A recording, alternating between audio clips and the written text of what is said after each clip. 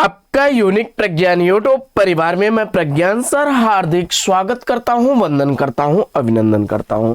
प्यारे साथियों, हम लोग विगत वर्ष पूछे गए प्रश्नों के व्याख्यात्मक अध्ययन श्रृंखला में पद्य साहित्य के महत्वपूर्ण प्रश्नों का अध्ययन कर चुके हैं और आज की इस पाठचर्या से प्रारंभ करेंगे हिंदी गद्य साहित्य के इतिहास पर, जिसमें नाटक, निबंध, उपन्यास, कहानी, जीवनी, आत्मकथा, संस्मरण, यात्रा साहित्य, व्यंग, रेखा चित्र आदि विभिन्न गद्य विधाओं पर, उनसे उठने वाले आने वाले प्रश्नों पर होगी इस अध्ययन श्रृंखला में विस्तृत चर्चा।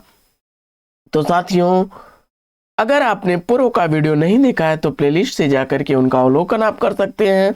और आज की पाठचर्या को हम लोग हिंदी गद्य के विकास से प्रारंभ करेंगे। तो हिंदी गद्य के विकास में प्रारंभ करें इस पाठचर्या को। इससे पूर्व अगर वीडियो को पहली बार देख रहे हैं तो आज चैनल पर नए हैं तो कृपया चैनल को सब्सक्राइब, वीडियो को लाइक और शेयर करना बिल्कुल ना भूलें। तो बिना समय गंवाए प्रारंभ करते हैं पाठचर्या को और देखते हैं आज की पाठचर्या का पहला प्रश्न। 19वीं सदी में हिंदी खड़ी बोली के विकास में किस साहित्यकार ने महत्वपूर्ण भूमिका निभाई, इसका आपको जवाब बताना है। और इस प्रश्न का जवाब आपने सदल मिश्र बताया, बिल्कुल सही जवाब। व्याख्या देख लेते हैं हम लोग इसकी। तो सदल मिश्र जी ने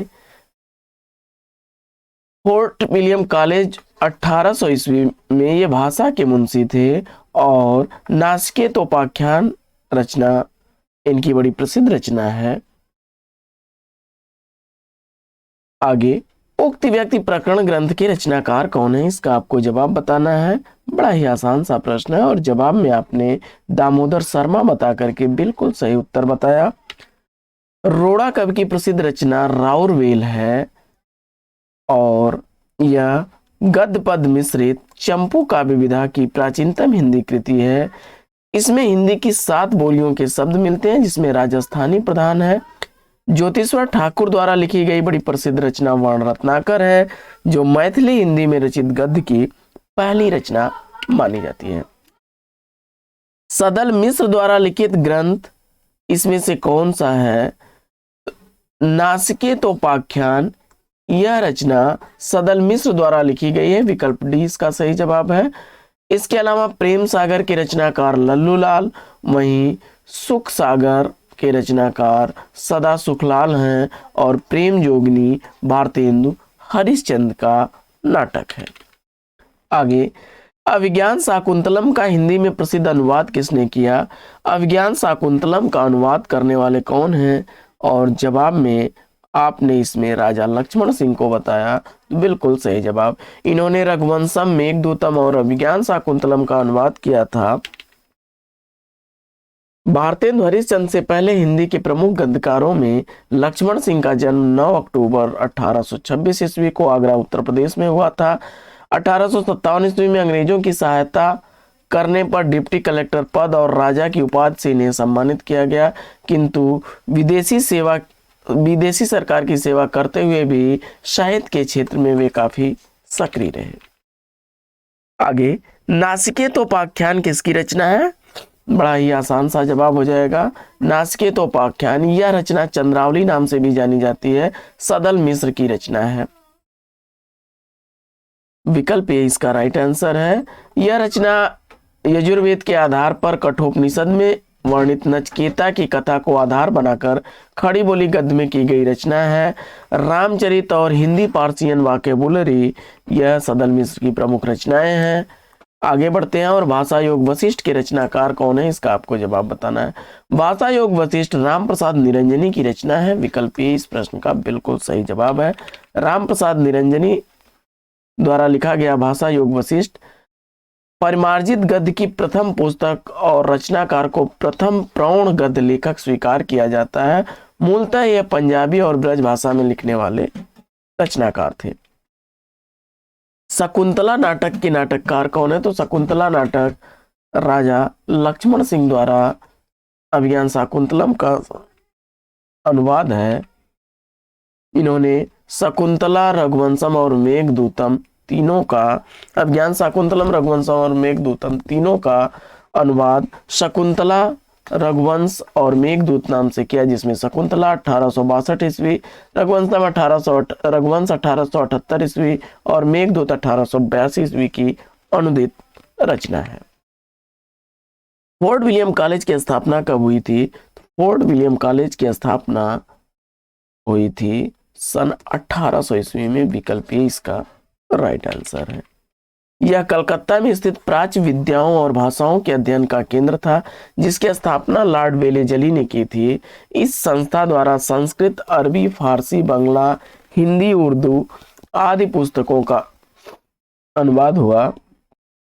खड़ी बोली गद्य के आरंभिक रूप उपस्थित करने वाले 4 प्रमुख गद्य लेखकों का विशिष्ट स्थान है, जिसमें 2 लेखक लल्लूलाल और सदल मिश्र फोर्ट विलियम कॉलेज में रहकर कार्य करते थे।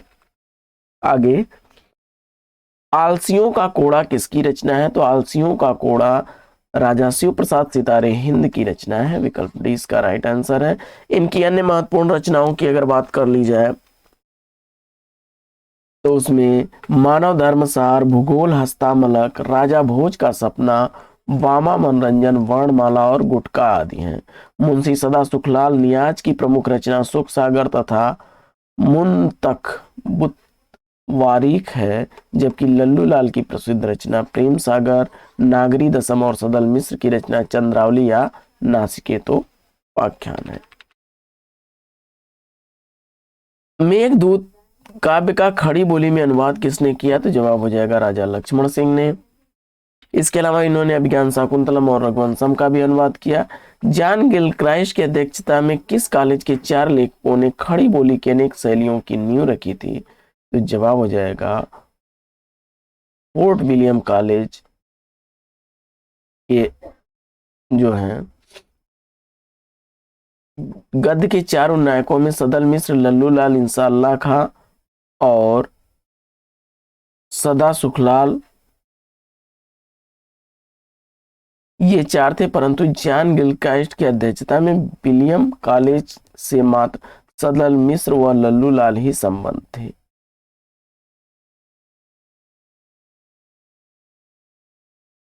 तो यहां पर जो है 4 नहीं बल्कि 2 लोगों का ही नाम होगा। प्रश्न यहाँ पर कॉलेज से 2, फोर्ट विलियम कॉलेज से 2 ही लोग थे, सदल मिश्र और लल्लूलाल।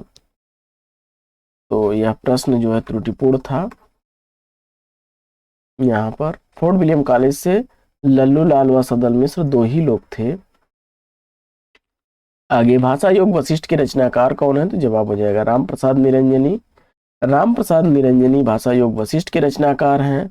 नासिकेतोपाख्यान जो चंद्रावली नाम से भी जाना जाता है, रामचरित और हिंदी पार्सियन वाकेबुलरी सदल मिश्र की रचनाएं हैं। वहीं सुख सागर और मुंतख बुतवारिक मुंशी सदा सुखलाल नियाज की रचना है। वहीं सिंहासन बत्तीसी, बैताल पच्चीसी, शकुंतला नाटक, माधवनल राजनीति, प्रेम सागर, लतायफ ए हिंदी, ब्रजभाषा व्याकरण, सभा विलास और माधव विलास लाल चंद्रिका जैसी रचनाएं लल्लूलाल की हैं।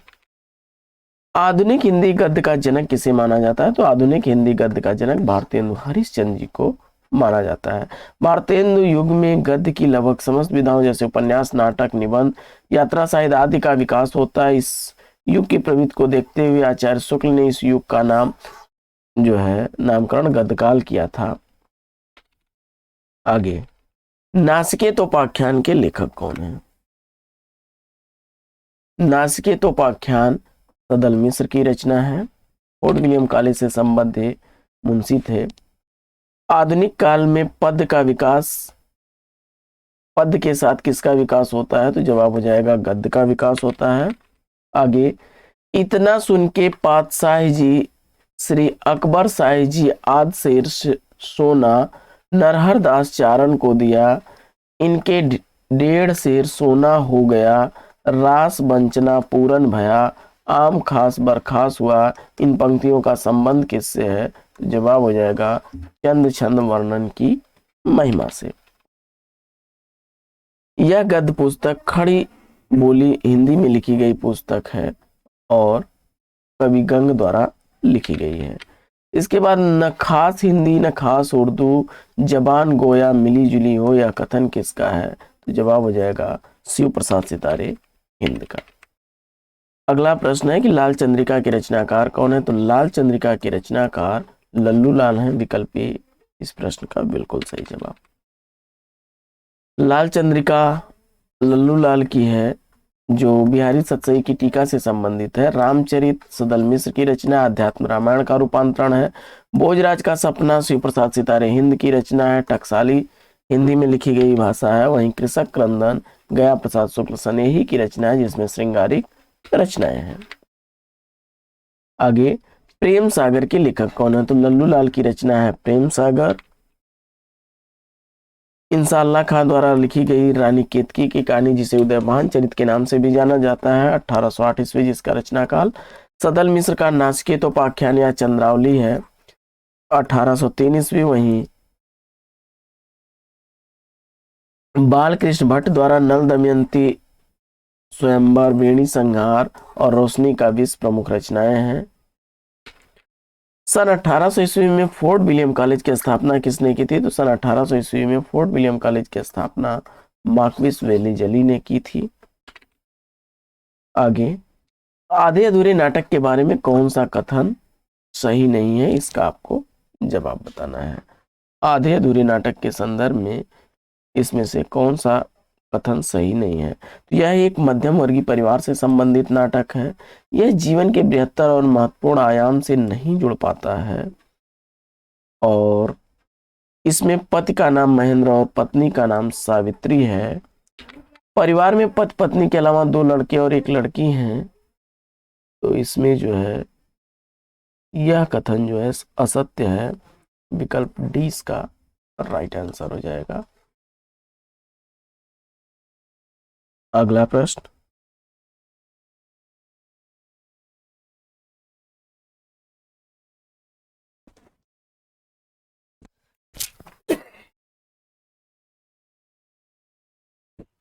क्षमा करें साथियों। आज रात इससे परदेसी चल की जो विश्राम यही, जो कुछ वस्तु कुटी में मेरे ग्रहण संकोच नहीं।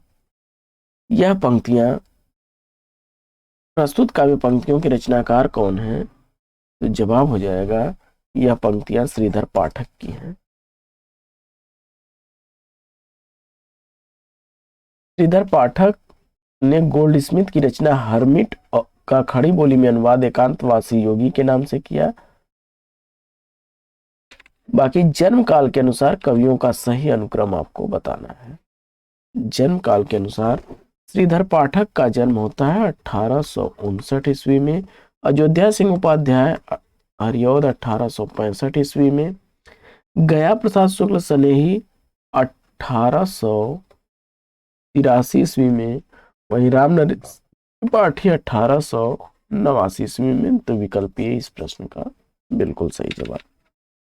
आगे सैरंध्री कृति के रचनाकार कौन है? तो यह मैथिली शरण गुप्त की रचना है। विकल्प बी इसका बिल्कुल सही जवाब। आगे इनमें से कौन सा नाटक भारतेंदु जी का नहीं है? तो प्रश्न संख्या 25 का सही जवाब हो जाएगा रणधीर प्रेम मोहिनी। विकल्प डी इसका राइट आंसर है। यह लाला श्री निवास दास द्वारा लिखा गया नाटक है। लाला श्रीनिवास दास द्वारा लिखे गए अन्य नाटकों में तप्ता संवरण और संयोक्ता स्वयंवर भी है, जबकि भारत दुर्दशा, नील देवी, प्रेम जोगिनी भारतेंदु हरिश्चंद्र के प्रसिद्ध नाटक हैं। कलि कौतुक रूपक के रचयिता कौन है? कलि कौतुक रूपक यह कृति लिखी गई है प्रताप नारायण मिश्र द्वारा। विकल्प 20 प्रश्न का बिल्कुल सही जवाब। आगे निम्न में से कौन सा नाटक भारतेंदु हरिश्चंद्र का नहीं है? इसका आपको जवाब बताना है। प्रश्न संख्या 27 का राइट आंसर आपने चयनित कर लिया संयोक्ता स्वयंवर को। तो यह लाला श्रीनिवास दास द्वारा लिखा गया है, जिसकी रचना काल 1886 ईस्वी है। आगे इसमें गौतम बुद्ध के आख्यान पर आधारित नाटक कौन सा है? तो जवाब हो जाएगा लहरों के राजहंस। विकल्प डी इस प्रश्न का बिल्कुल सही जवाब है। आगे अग्निलीक काव्य नाटक कृति के रचनाकार कौन है? अग्निलीक काव्य कृति के रचनाकार भारत भूषण अग्रवाल हैं। विकल्प सी इस प्रश्न का बिल्कुल सही जवाब है। इसके अलावा जो है यह राम के जीवन चरित्र पर लिखा गया नाटक है, जबकि अंधा कुआं, मादा कैक्टस नाटक, बहुरंगी, रात रानी, रक्तमाल ये लक्ष्मी नारायण लाल के नाटक है। वहीं सेठ गोविंद दास द्वारा लिखे गए नाटकों में विकास, सेवा, पथ प्रकाश, संतोष, कहाँ, महत्व किसे, गरीबी और अमीरी हैं। जबकि नरेश मेहता द्वारा लिखे गए नाटकों में खंडित यात्राएं, रोटी और बेटी, सुबह के घंटे हैं। आठवां सर्ग किस विधा की रचना है? तो आठवां सर्ग नाटक विधा की रचना है। सुरेंद्र वर्मा द्वारा लिखा गया यह नाटक है। आठवां सर्ग कालिदास के कुमार संभव महाकाव्य के 8वें सर्ग पर आधारित नाटक है। सुरेंद्र वर्मा के अन्य नाटकों की बात की जाए तो सेतुबंध, द्रौपदी, नायक खलनायक, विदूषक, सूर्य की अंतिम किरण से सूर्य की पहली किरण तक और छोटे सैयद, बड़े सैयद, एक दूनी एक, शकुंतला की अंगूठी और कैदे हयात प्रमुख रचनाएं हैं।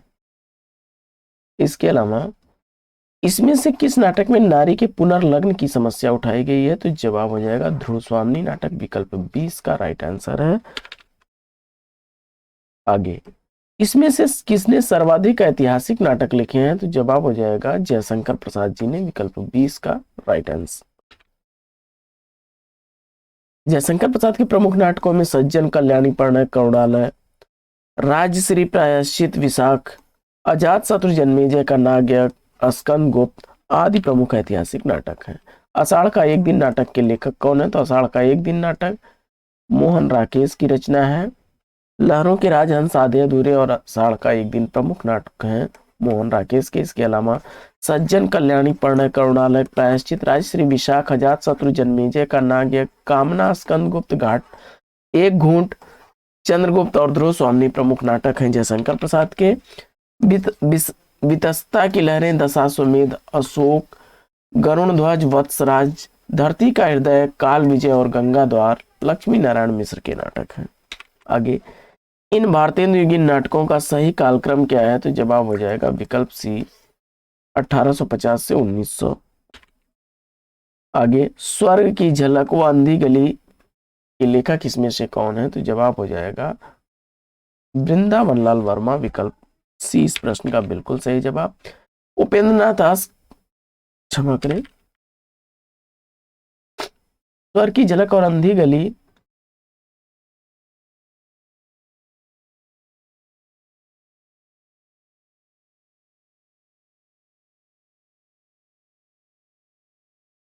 स्वर्ग की झलक और अंधी गली यह उपेंद्र नाथ अस्क के नाटक हैं। विकल्प ए इस प्रश्न का बिल्कुल सही जवाब है।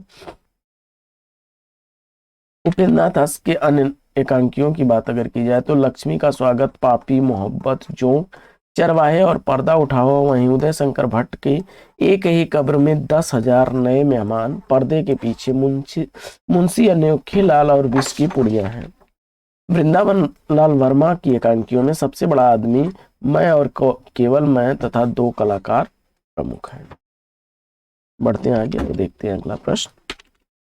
अगला प्रश्न है कि इनका सही कालक्रम बताइए। प्रश्न संख्या 36 को कालक्रमानुसार सेट करिए। तो विचित्र विवाह, इसके बाद समाज सेवक और इसके बाद है पर्दा, फिर है चुंबन। विचित्र विवाह,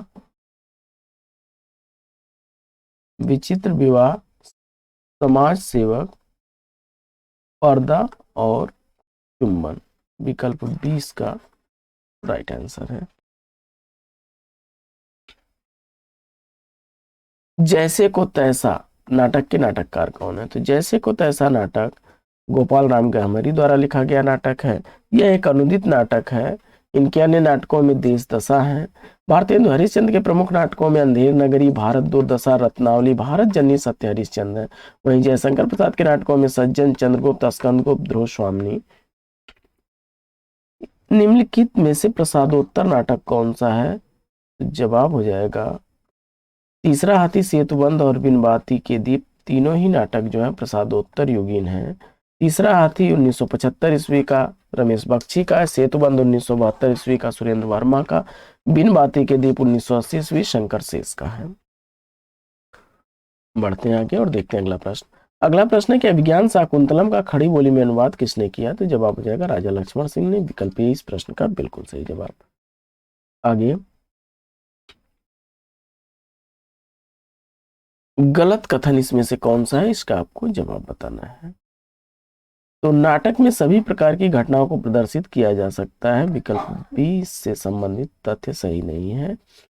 बाकी नाटककार के समक्ष समय का बंधन होता है। नाटक में संवाद सरल और गत्यात्मक होने चाहिए। लिखित रूप में नाटक एक आयामी होता है, मंचन में वही बहुआयामी हो जाता है। अगला प्रश्न। अगला प्रश्न है कि कौन सी रचना भारतेंदु हरिश्चंद्र द्वारा लिखी गई नहीं है? और जवाब में प्रेम मोहिनी आपने चुना, तो बिल्कुल सही जवाब हो जाएगा।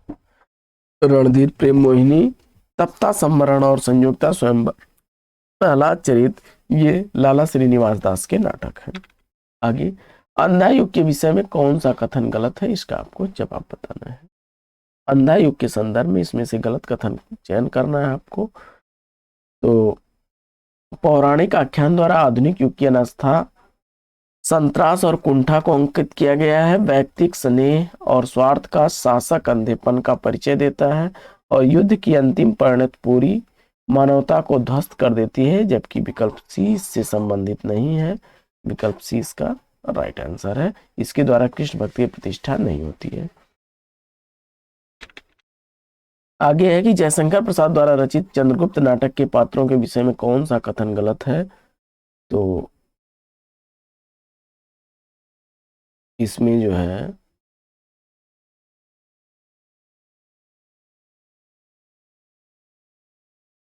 कल्याणी मगध की पटरानी है, यह तथ्य सही नहीं है। विकल्प बी इसका राइट आंसर हो जाएगा। अलका गांधार राजकुमारी है, कार्नेलिया भारत की सराहना करती है और राक्षस नंद का मंत्री है। अगला, नाटक और नाटककार का एक युग्म इसमें अशुद्ध है, उसको आपको सेलेक्ट करना है। तो फटाफट इसमें देख लेते हैं राइट आंसर क्या बनेगा। अंजू दीदी जो है यह विष्णु प्रभाकर की नहीं, उपेंद्र नाथ अस्क की रचना है। विकल्प डी इसका राइट आंसर हो जाएगा।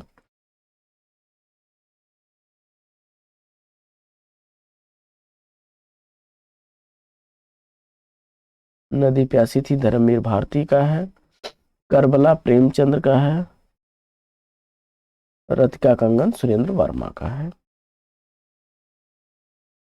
आगे, निम्नलिखित नाटकों एवं उनके रचयिताओं से संबंधित एक युग्म सही नहीं है, इसका आपको जवाब बताना है। प्रश्न संख्या 45 का सही जवाब हो जाएगा करबला मुंशी प्रेमचंद्र की रचना है, प्रेमचंद्र की है। बाकी जो है अज्ञातवास द्वारिका प्रसाद मिश्र, कामना जयशंकर प्रसाद और वरमाला गोविंद वल्लभ पंत का है। बढ़ते हैं आगे और देखते हैं अगला प्रश्न। अगला प्रश्न है कि मोहन राकेश के अपूर्ण नाटक पैर तले जमीन को किसने पूरा किया? जवाब हो जाएगा कमलेश्वर ने। विकल्प 20 का राइट आंसर है। मोहन राकेश का आषाढ़ का एक दिन, लहरों के राजहंस और आधे अधूरे प्रमुख नाटक हैं। आगे, किस एकांकीकार ने अतीत गौरव को प्रस्तुत करते हुए राष्ट्रीयता और देश प्रेम की भावना जगाने का प्रयास किया है? जवाब हो जाएगा राम कुमार वर्मा। विकल्प ए इसका राइट आंसर है। राम कुमार वर्मा की प्रसिद्ध एकांकियों में पृथ्वीराज की आंखें, रेशमी टाई, चारुमित्रा, कौमुदी महोत्सव, दीपदान है। भुवनेश्वर की प्रसिद्ध एकांकी कारवां है और जगदीश चंद्र माथुर की एकांकियों में मेरी बांसुरी, भोर का तारा, कलिंग विजय, खंडहर, कबूतर खाना आदि हैं। लक्ष्मी नारायण लाल की प्रमुख एकांकियों में बहुरंगी, पर्वत के पीछे, ताजमहल के पीछे और दूसरा दरवाजा है। स्कंद गुप्त में धातुसेन पर आनंद देवी के क्रुद्ध होने का कारण है धातुसेन द्वारा रिक्त स्थान की आपको पूर्ति करनी है। तो जवाब हो जाएगा राज परिवार के षड्यंत्र का संकेत। राज परिवार के षड्यंत्र का संकेत है। विकल्प ई इसका राइट आंसर है।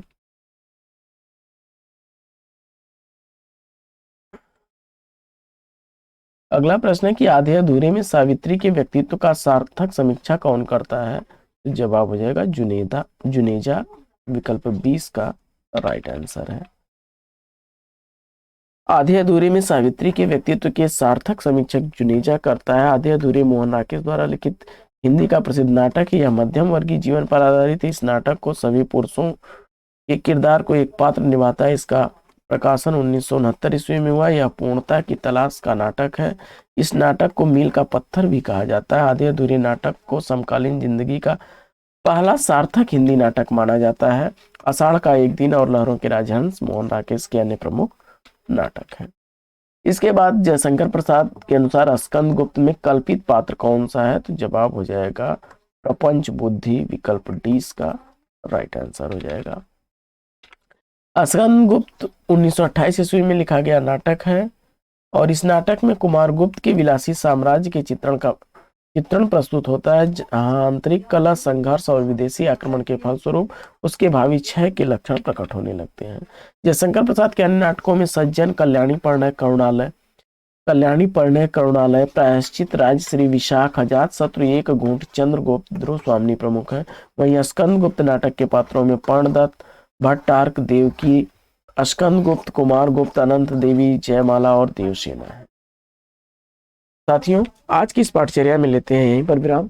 इसके आगे का भाग फिर अगले वीडियो में लेकर के उपस्थित होंगे। तब तक के लिए लेंगे आपसे विदा। आपका जीवन मंगलमय हो। बेस्ट विशेष, बेस्ट ऑफ लक। जय हिंद साथियों।